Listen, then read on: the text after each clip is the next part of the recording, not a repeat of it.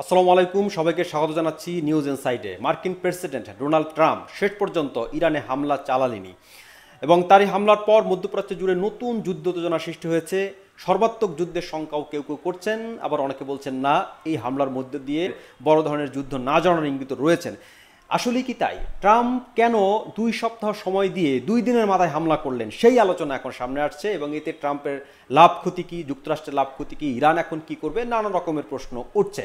Iran কি এখন পাল্টা হামলা চালাবে, কিংবা ট্রাম্প এই হামলার মধ্য দিয়ে আসলে কি প্রমাণ করতে চাইলেন, কি অর্জন করতে চাইলেন? যদি আমরা দেখি যে এক ঢিলে মূলত 3টি পাখি মেরেছেন ডোনাল্ড ট্রাম্প এবং খুব চাতুর্যের সঙ্গে তিনি পদক্ষেপ নিয়েছেন।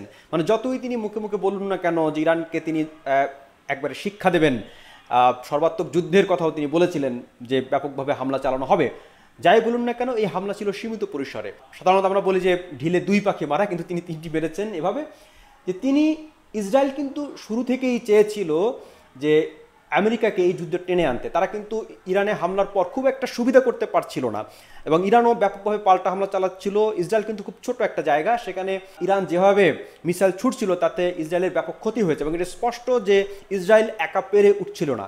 এবং আমেরিকা তো তাকে পরোক্ষভাবে সব ধরনের ফ্যাসিলিটি দিচ্ছিলই, সব ধরনের অস্ত্র দিচ্ছিল। সর্বশেষ হেলফায়ার নামে একটা ভয়ঙ্কর রকমের মিসাইলও তাকে দেওয়া হয়েছে গোপনে।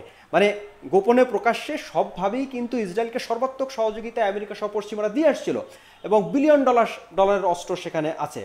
এরপরও ইসরায়েল কিন্তু ইরানের সঙ্গে মোটামুটি হিমশিম খাচ্ছিল, কারণ ইরান ব্যাপকভাবে মিসাইল সেখানে ছুটছিল।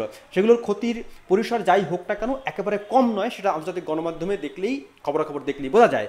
ফলে ইসরায়েল চাচ্ছিল যে আমেরিকাকে যে কোনো মূল্যে ইরানের এই যুদ্ধে সর্বাত্মকভাবে টেনে আনা। এখন ইসরায়েল লবি তো আমেরিকায় খুব প্রভাবশালী, তারা তো এটা সহজে ছাড় দেবে না। ট্রাম্প যদি এখন ইসরায়েলের কথা না শোনেন, ইসরায়েলকে যদি খুশি না রাখেন, তাহলে কি হবে? তাহলে তার গদি নড়বড়ে হবে। কারণ ট্রাম্প প্রশাসনে ইসরায়েল লবি অত্যন্ত শক্তিশালী এবং সেই লবি যদি তৎপর হয় তাহলে ট্রাম্পের চেয়ার সরে যেতে পারে, তিনি প্রেসিডেন্ট পদ হারাতে পারেন। এটা আমেরিকার ইতিহাসে একটা ঐতিহাসিক সত্য কথা। এবং আমেরিকায় সেখানে ইসরায়েল লবি এত শক্তিশালী যে প্রেসিডেন্টকেও তারা তেমন একটা গোনায় ধরেন না। এটা খুবই একটা রহস্যময় ব্যাপার। ট্রাম্প এই ইসরায়েলকে খুশি করলেন এবং তিনি যে খুশি করলেন বা খুশি করার জন্যই তিনি হামলাটি করলেন তার কিন্তু প্রমাণ পাওয়া যায় তার বক্তব্যে। তিনি বক্তব্যে কি বলেছেন? তিনি ইসরায়েলের প্রধানমন্ত্রী বেনিয়ামিন নেতানিয়াহু তাকে খুব ধন্যবাদ দিয়েছেন, ইসরায়েলের জনগণকে ধন্যবাদ দিয়েছেন, একসঙ্গে তারা পথ চলবেন এমন একটি কথাও তিনি বলেছেন। মানে মোটামুটি নেতানিয়াহু এবং ইসরায়েলকে তিনি শান্ত করলেন যে দেখো না, তোমার সঙ্গে যুদ্ধে আমি আছি। এবং এই যে হামলা যদি আমরা দেখি, B-2B যে বোমারু বিমান, সেটা দিয়ে হামলা চালানো হয়েছে 3টি স্থানে। ইরানের হামলা চালানো হয়েছে, একটি হচ্ছে ফোর্দো, যে তাদের যে পারমাণবিক স্থাপনার একটা সবচেয়ে গুরুত্বপূর্ণ কেন্দ্র, এছাড়া নাতানজ এবং ইস্পাহানে হামলা চালানো হয়েছে এবং খুব ধ্বংসের দাবি করেছেন। এখন পর্যন্ত খবরাখবর এই ভিডিও যখন আমি করছি পুরোপুরি আসেনি যে আসলে কতটা ক্ষতি হয়েছে ইরানের। মার্কিন বিমান আবার ফিরে গেছে, তার মানে আবার ব্যাপক পরিসরে আপাতত হামলা চালানোর লক্ষ্য হয়তো নেই, বা সর্বাত্মক যুদ্ধে চালানোর লক্ষ্য ট্রাম্পের নেই। মানে ইসরায়েল যে তাকে যে চাচ্ছিল যে সর্বাত্মক একটা যুদ্ধে তাকে নিয়ে যেতে, সেখানে ট্রাম্প তাদেরকে বোঝাতে পারলেন যে দেখো তোমার সঙ্গে আমি আছি, কিন্তু সর্বাত্মক যুদ্ধে তিনি জড়ালেন না, ইসরায়েলকে খুশি করলেন। সেই সঙ্গে আমেরিকায় কিন্তু ইসরায়েল বিরোধী একটা লবিও আছে, সেটা হয়তো অত শক্তিশালী নয়, তাদেরও কিন্তু একটা প্রভাব আছে। তাদেরকেও তিনি খুশি করতে পারলেন যে দেখো আমি কিন্তু যুদ্ধে জড়াইনি।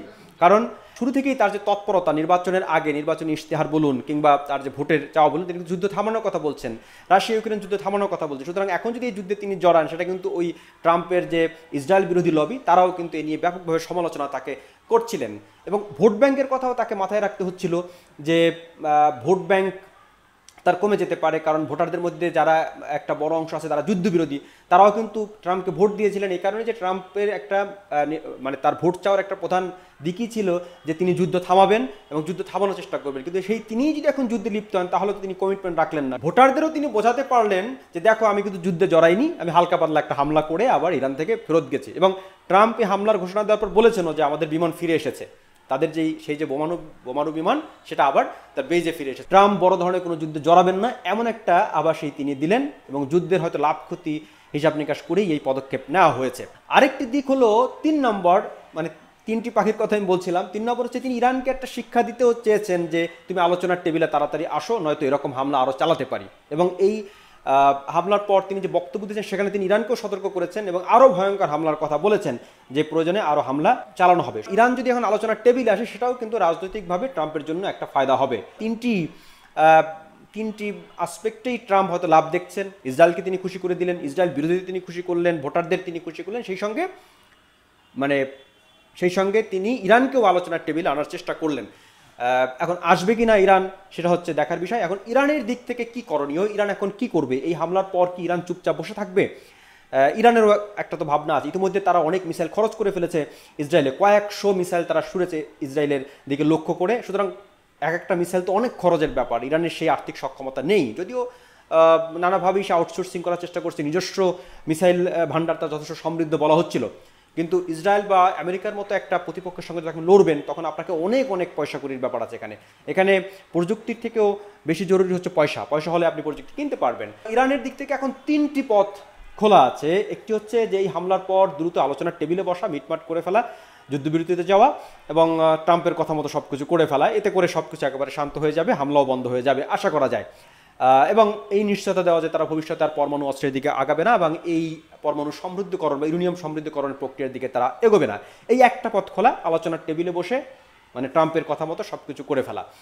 দুই হচ্ছে যে ইরানের পক্ষ থেকে পাল্টা হামলা চালানো। ইরান কিন্তু বারবার বলছিল যে আমেরিকা যদি তাদের এখানে হামলা করে, পরমাণু কেন্দ্রে বা সরাসরি হামলা করে, তাহলে ইরান আমেরিকার যে ঘাঁটিগুলো আছে মধ্যপ্রাচ্য জুড়ে বিভিন্ন দেশে, কাতার, সৌদি আরব সব বিভিন্ন জায়গায়, সেই ঘাঁটিগুলোকে তারা আক্রমণ করবে, কারণ এটা তার হাতের নাগালে। এখন সেই ঘাঁটিগুলোতে আক্রমণের ক্ষেত্রে তারা কি করবে? তারা হয়তো বা আমেরিকার সঙ্গে একটা বোঝাপড়া যেতে পারে গোপনে, যে আমরা সীমিত পরিসরে হামলা চালাচ্ছি এবং এই হামলার মধ্যে দিয়ে হয়তো আমেরিকা অতটা মাইন্ড করবে না, সুতরাং সাপও মরলো লাঠিও ভাঙলো না, এরকম একটা অবস্থা। এর আগেও কিন্তু এরকম সমঝোতার হামলা হয়েছে। তাহলে ইরানের জনগণও খুশি থাকলো, ইরানও খুশি থাকলো, আন্তর্জাতিক বিশ্ব খুশি থাকলো, মানে মিউচুয়াল একটা হামলা, অত ক্ষতি হবে না, জাস্ট একটা হামলা চালানো হলো একটা কথার কথা আর কি, সেরকম। তো সেই রকম বোঝাপড়ার একটা হামলার মধ্যে ইরান যেতে পারে মার্কিন ঘাঁটিগুলোতে, তারা দেখাতে পারে যে আমরা পাল্টা প্রতিশোধ নিয়েছি। আর থার্ড হলো যে ব্যাপক পরিসরে একটা যুদ্ধে যাওয়া, যে শক্তি ইরানের আসলে এই মুহূর্তে নেই। আর একটা পথ তার জন্য খোলা হচ্ছে যে সে হয়তো বলতে পারে যে দেখো আমাদের এখানে তেমন কোনো ক্ষতি হয় না, এটা এমন কোনো হামলা নয়, সাধারণ একটা হামলা, আমরা প্রতিহত করেছি, তেমন একটা ক্ষতি হয়নি, সুতরাং আমাদের পাল্টা হামলার কোনো প্রয়োজন নেই, ইগনোর করতে পারে এবং সেই সঙ্গে ইসরায়েলের দিকে মনোযোগ দিতে পারে লম্বা বা দীর্ঘমেয়াদে একটা যুদ্ধের প্রস্তুতি হিসেবে। তো দেখার বিষয় ট্রাম্প এখন কি করবেন, ইসরায়েল তার হামলা অব্যাহত রাখবে কিনা, আর ইরানও আলোচনার টেবিলে আসবে নাকি হামলা বা আক্রমণ চালিয়ে যাবে। ইরান অনেক বড় দেশ, কিন্তু ইসরায়েলের দিক থেকে সবচেয়ে বড় ক্ষতিটা হয়ে গেছে, তাদের কিন্তু দেশের অনেক নাগরিকই এখন অন্য দেশে চলে যাবে, কারণ ইসরায়েল খুব ছোট একটা জায়গা, সেখানে যদি নিরাপত্তা না থাকে, এতদিন ধরে বলা হচ্ছিল ইসরায়েলের আয়রন ডোম আছে, তাদের বিশাল বিশাল নিরাপত্তা ব্যবস্থা আছে, সুতরাং বড় একটা ক্ষতি ইসরায়েলের হয়ে গেছে মনস্তাত্ত্বিক। সেটা হচ্ছে সেখানে যেমন ইরান হামলা করার পর ইসরায়েলের নাগরিকরা বাংকারে আশ্রয় নিয়েছেন, তো এখন এরকম আতঙ্কের মধ্যে আপনি কতদিন থাকবেন? ফলে তাদের জন্য বিনিয়োগ বলুন, তাদের জন্য ব্যবসা বলুন, কিংবা নাগরিকদের জীবনযাপনের কথা বলুন, সব কিছু মিলিয়ে ইসরায়েলের একটা দীর্ঘমেয়াদে ক্ষতি হয়ে গেছে। ইসরায়েল এই ক্ষতি সহজে কাটিয়ে উঠতে পারবে না।